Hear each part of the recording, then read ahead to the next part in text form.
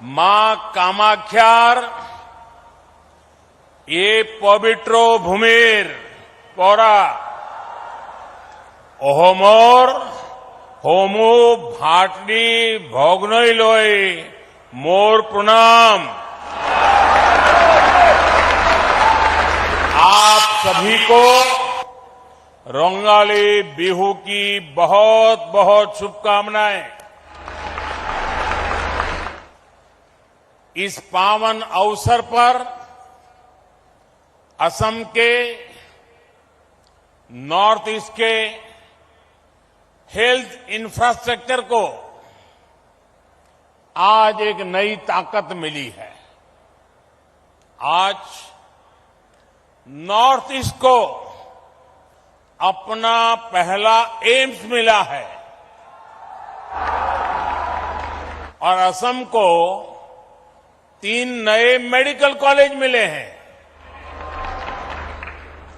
IIT Guwahati के साथ मिलकर आधुनिक रिसर्च के लिए 500 बेड वाले सुपर स्पेशलिटी अस्पताल का भी शिलान्यास हुआ है और असम के लाखों लाख साथियों तक आयुष्मान कार्ड पहुंचाने का काम मिशन मोड पे शुरू हुआ है। नए एम्स से असम के अलावा अरुणाचल प्रदेश, नागालैंड, मेघालय, मिजोरम और मणिपुर के साथियों को भी इसका बहुत लाभ मिलने वाला है। आरोग्य के इन सारे प्रोजेक्ट्स के लिए आप सभी को, नॉर्थ ईस्ट के सभी मेरे भाइयों बहनों को बहुत बहुत बधाई और बहुत बहुत शुभकामनाएं। भाइयों और बहनों,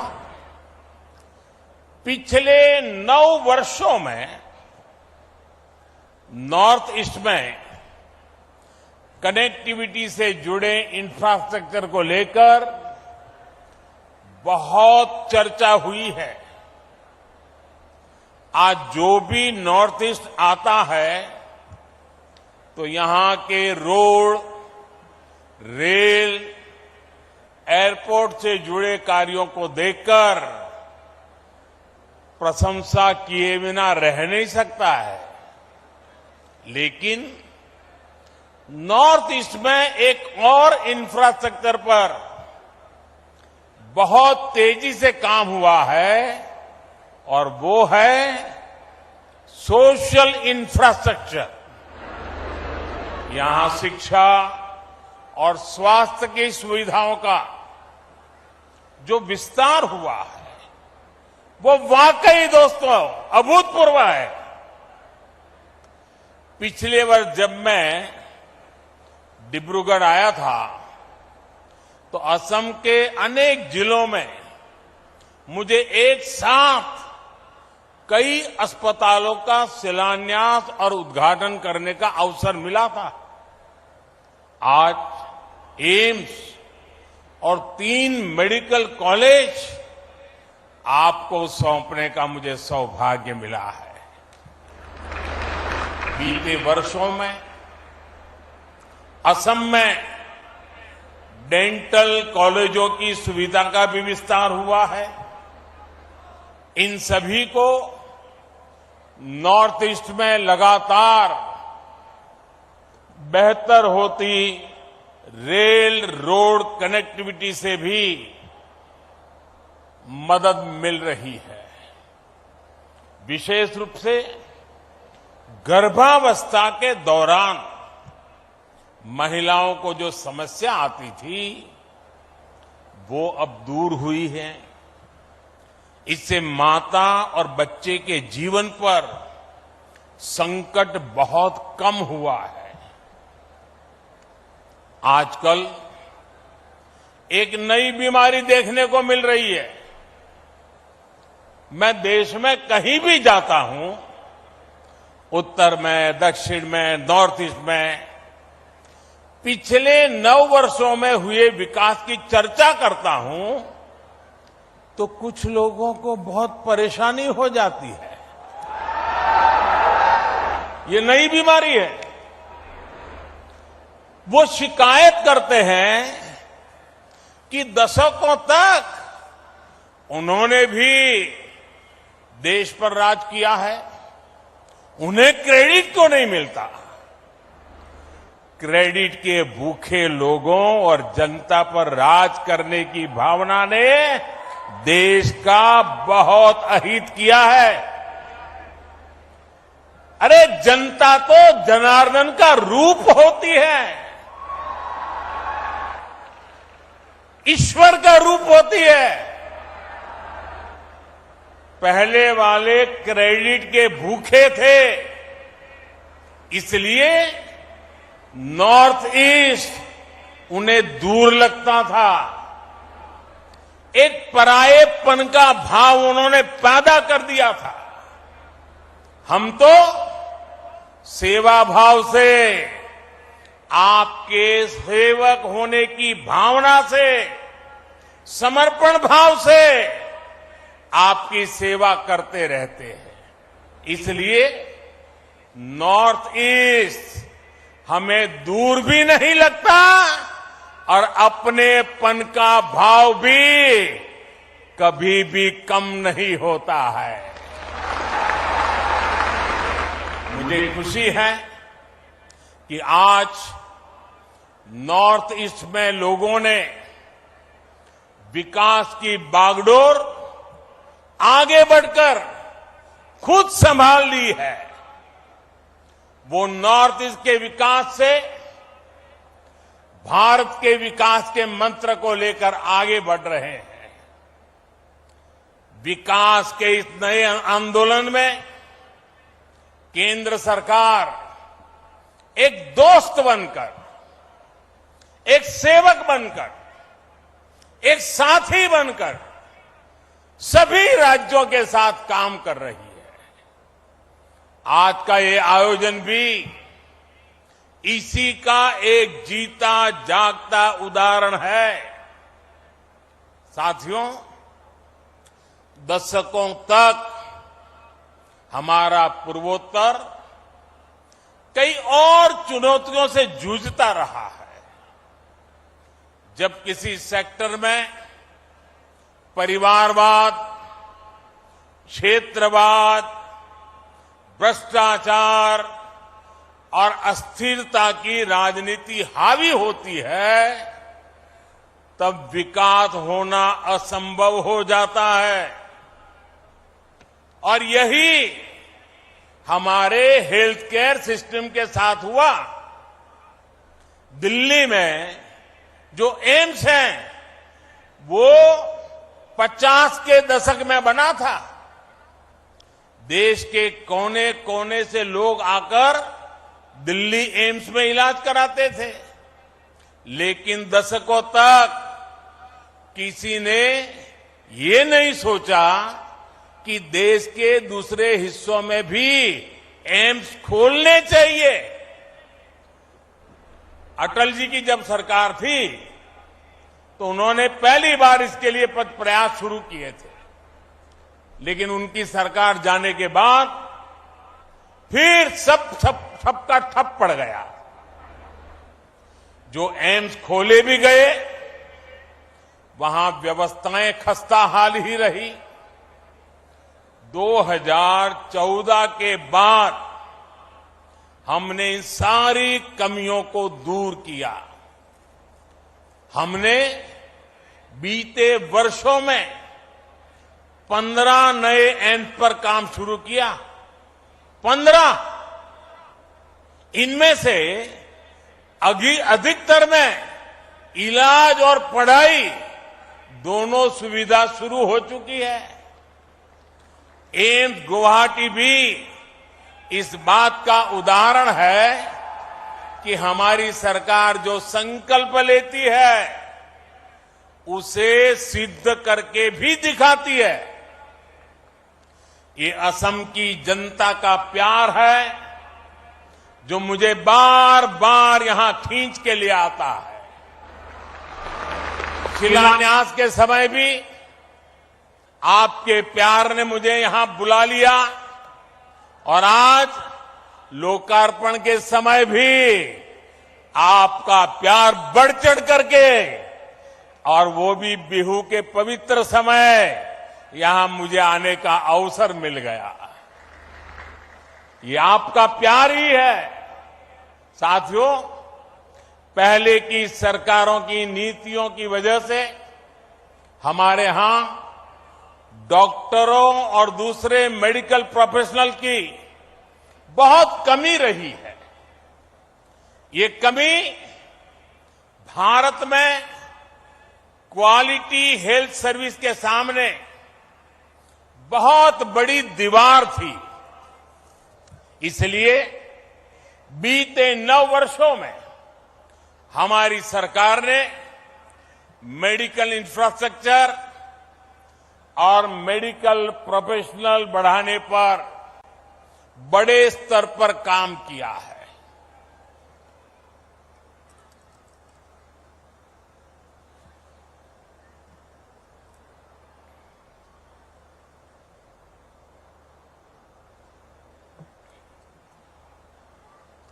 दो 2014 से पहले 10 सालों में करीब 150 मेडिकल कॉलेज बने थे।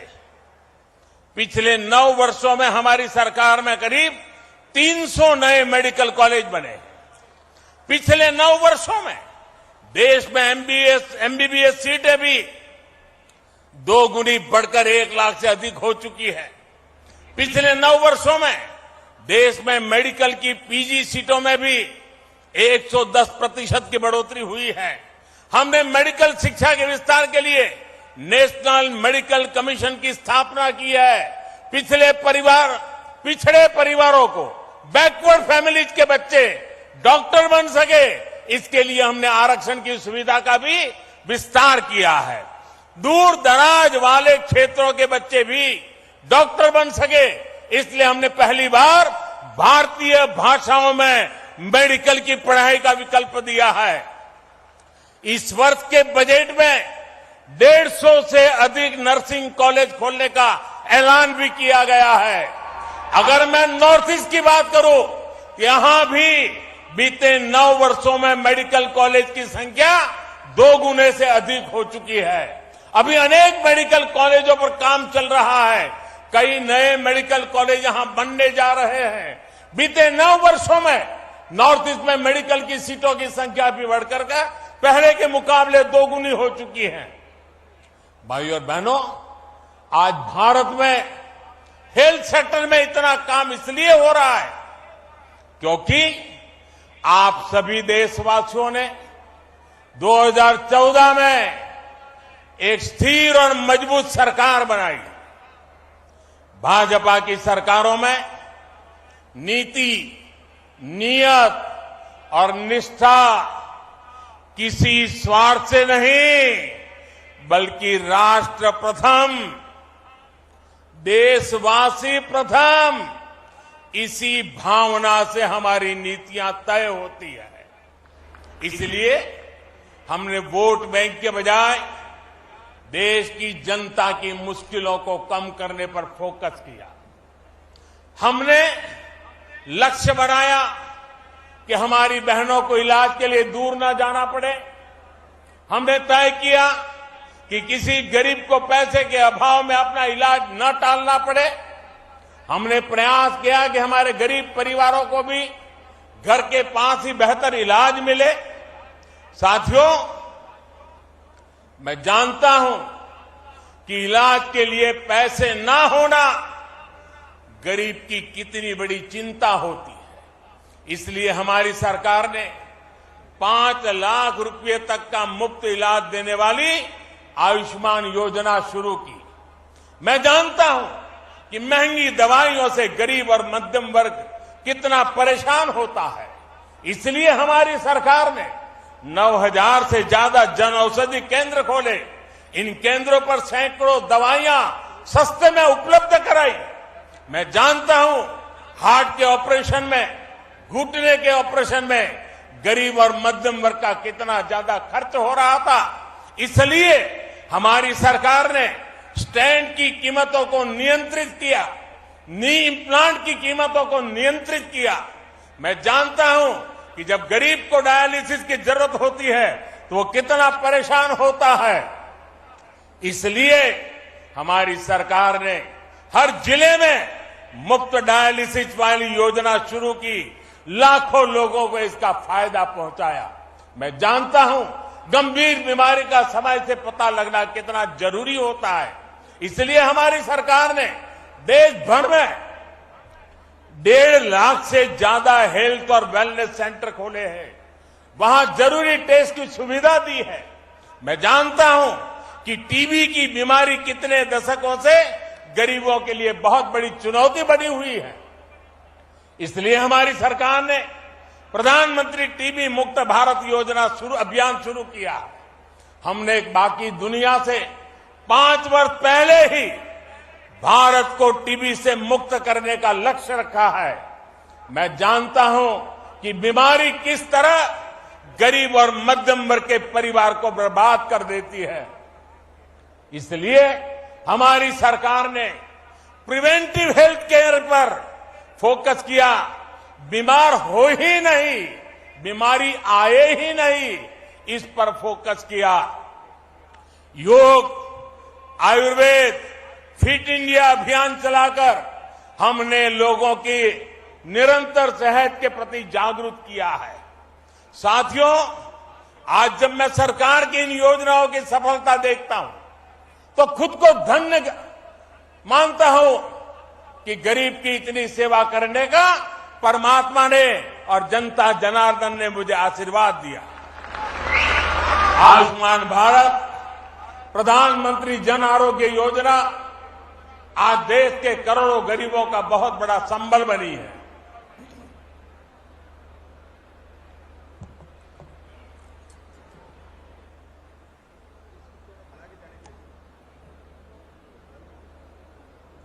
बीते वर्षों में आयुष्मान भारत योजना ने गरीबों के 80,000 करोड़ रुपए खर्च होने से बचाए हैं। जन औषधि केंद्रों की वजह से गरीब और मध्यम वर्ग के 20,000 करोड़ रुपए खर्च होने से बचे हैं। स्टेंट और नी इम्प्लांट की कीमत कम होने से गरीब और मध्यम वर्ग के हर साल 13,000 करोड़ रुपए बच रहे हैं। मुफ्त डायलिसिस की सुविधा से भी किडनी के गरीब मरीजों के 500 करोड़ रुपए से ज्यादा खर्च होने से बचे हैं। आज यहां असम के करीब 1 करोड़ से भी ज्यादा नागरिकों को आयुष्मान भारत कार्ड देने का अभियान भी शुरू हुआ है। इस अभियान से असम के लोगों को बहुत बड़ी मदद मिलने वाली है, उनके पैसे बचने वाले हैं। साथियों, मैं अक्सर देश के कोने कोने में हमारी सरकार की योजनाओं के लाभार्थियों से मुलाकात करता रहता हूं। इसमें बहुत बड़ी संख्या में हमारी माताएं, बहनें, हमारे देश की बेटियां, हमारी महिलाएं शामिल होती हैं। वो मुझे बताती है कि पहले इसकी सरकारों में और अब भाजपा सरकार के समय में स्वास्थ्य सुविधाओं में कितना बड़ा फर्क आया है। आप और हम ये जानते हैं कि जब स्वास्थ्य की बात होती है, इलाज की बात होती है, तो हमारे यहां महिलाएं अक्सर पीछे रह जाती हैं। हमारी माताओं बहनों को खुद को लगता है कि क्यों अपने इलाज पर घर का पैसा खर्च करवाएं, क्यों अपनी वजह से दूसरों को इतनी तकलीफ दें। संसाधनों की कमी की वजह से, आर्थिक तंगी की वजह से जिन हालातों में देश की करोड़ों महिलाएं रह रही थी, उसमें उनका स्वास्थ्य ही सबसे ज्यादा प्रभावित था। भाजपा के नेतृत्व वाली हमारी सरकार ने जो योजनाएं शुरू की, उसका बहुत बड़ा लाभ हमारी माताओं, बहनों को, महिलाओं की सेहत को हुआ है। स्वच्छ भारत अभियान के तहत बने करोड़ों शौचालय ने महिलाओं को बहुत सारी बीमारियों से बचाया है। उज्ज्वला योजना के तहत मिले गैस, उस गैस कनेक्शन से महिलाओं को जानलेवा धुएं से मुक्ति दिलाई है। जल जीवन मिशन के तहत हर घर जल आने से करोड़ों महिलाओं का पानी से होने वाली बीमारियों से बचाव हुआ है। मिशन इंद्रधनुष ने करोड़ों महिलाओं का मुफ्त टीकाकरण करके उन्हें गंभीर बीमारी से बचाया है। आयुष्मान भारत योजना ने महिलाओं को अस्पताल में 5 लाख रुपए तक के मुफ्त इलाज का भरोसा दिया है। प्रधानमंत्री मातृ वंदना योजना ने महिलाओं को गर्भावस्था के दौरान आर्थिक मदद दी है। राष्ट्रीय पोषण अभियान ने महिलाओं को पौष्टिक भोजन मुहैया कराने में मदद की है। जब सरकार संवेदनशील होती है, जब गरीब के प्रति सेवा की भावना होती है, तो ऐसे ही काम किया जाता है। साथियों, हमारी सरकार भारत के हेल्थ सेक्टर का 21वीं सदी की आवश्यकता के मुताबिक आधुनिकीकरण भी कर रही है। आज Ayushman Bharat digital health mission से देशवासियों को डिजिटल हेल्थ आईडी दी जा रही है। देश भर के अस्पतालों, हेल्थ प्रोफेशनल्स को एक प्लेटफॉर्म पर लाया जा रहा है। इससे एक क्लिक पर ही देश के नागरिक का पूरा हेल्थ रिकॉर्ड उपलब्ध हो जाएगा। इससे अस्पतालों में इलाज की सुविधा बढ़ेगी, सही डॉक्टर तक पहुंचना सरल होगा। मुझे खुशी है कि इस योजना के तहत अभी तक लगभग 38 करोड़ डिजिटल आईडी बनाई जा चुकी है। इसमें 2 लाख से अधिक हेल्थ फैसिलिटी और 1.5 लाख से अधिक हेल्थ प्रोफेशनल वेरीफाई हो चुके हैं। आज ई संजीवनी भी घर बैठे बैठे उपचार का पसंदीदा माध्यम बनती जा रही है। हम सुविधा का लाभ देश भर के 10 करोड़ साथी ले चुके हैं। इससे समय और पैसा दोनों की बचत सुनिश्चित हो रही है। भाइयों और बहनों, भारत के हेल्थ केयर सिस्टम में परिवर्तन का सबसे बड़ा आधार है सबका प्रयास। कोरोना के संकट काल में भी हमने सबका प्रयास की ताकत देखी है। दुनिया के सबसे बड़े, सबसे तेज, सबसे प्रभावी कोविड टीकाकरण अभियान की प्रशंसा आज दुनिया कर रही है। हमने मेड इन इंडिया वैक्सीन बनाई, उन्हें बहुत कम समय के भीतर दूर दूर तक पहुंचाया। इसमें आशा वर्कर, आंगनवाड़ी कार्यकर्ता, प्राइमरी हेल्थ केयर वर्कर से लेकर फार्मास्यूटिकल सेक्टर तक के सारे साथी ने शानदार काम किया है। इतना बड़ा महायज्ञ तभी सफल होता है जब सबका प्रयास हो और सबका विश्वास हो। सबका प्रयास की भावना के साथ हमें आगे बढ़ना है। आइए सबका प्रयास से स्वस्थ भारत, समृद्ध भारत के मिशन को हम पूरी निष्ठा से आगे बढ़ाएं। एक बार फिर एम्स और मेडिकल कॉलेज के लिए असम के लोगों को मैं फिर एक बार बहुत बहुत बधाई देता हूं। और आपने जो प्यार दिखाया, इतनी बड़ी तादाद में आशीर्वाद देने आए, आपको प्रणाम करते हुए, आपका धन्यवाद करते हुए मेरी वाणी को विराम देता हूं।